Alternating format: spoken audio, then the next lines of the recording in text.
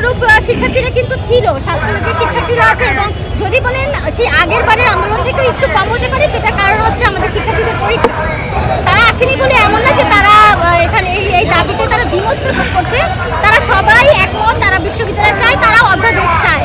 সেটার পরিপ্রেক্ষিতেই কিন্তু আজকে বিশ্ববিদ্যালয় হচ্ছে। আজকে যদি কম সংখ্যায় শিক্ষার্থী থাকতো তাহলে কিন্তু বিশ্ববিদ্যালয় হতো না, সেটার প্রমাণ আমরা আগেই দিয়ে এসেছি বিগত দিনেই। তো আজকে যদিও কম থাকে সেটা পরীক্ষার জন্য, তাদের ফাইনাল পরীক্ষা চলছে বা ক্লাস টেস্ট চলছে, এই জন্য আসেনি, কিন্তু তারা পরীক্ষার পর কিন্তু আবার চলে আসছে।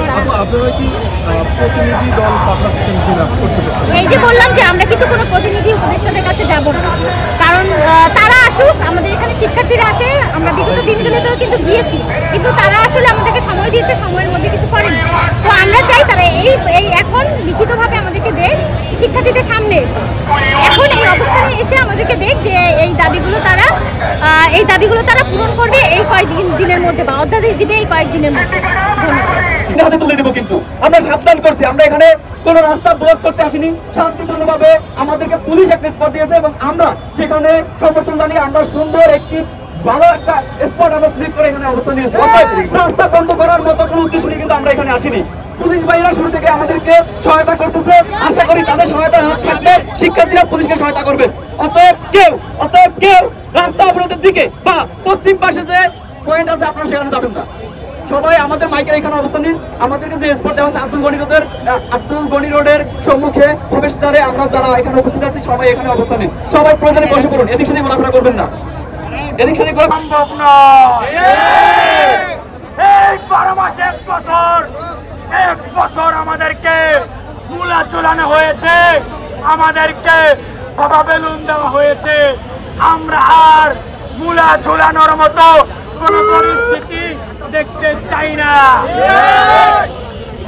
শিক্ষকদের বলবো, আপনারা আমাদের মাথার তাজ মাথায় থাকেন, কপালে আইসেন না। ইন্টারকে বলবো, তোমরা আমাদের চোখের মনি, চোখেই থাকো, আর কোথাও যাইও না। একটা এসএসসি পাস করা শিক্ষার্থী কিসের বিশ্ববিদ্যালয়, কিসের অর্ডিন্যান্স, কিসের রাষ্ট্র, সে কি বুঝবে? সে কি পরিপক্ক?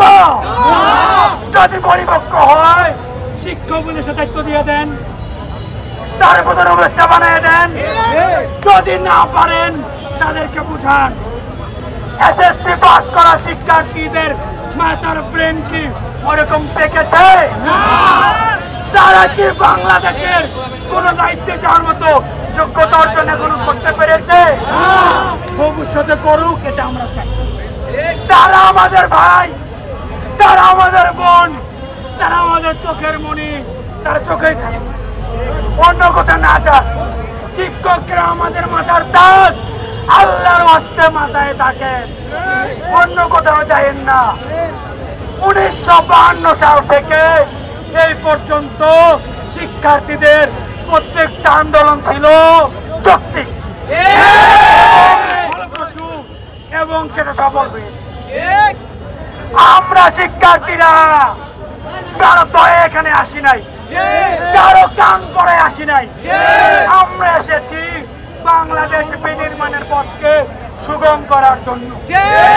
এইরকম কথা যদি বলি সারাদিন বলতে পারি, সারা রাত্র বলতে পারি, কিন্তু কাজের কাজ কি বলেন তো? থেকে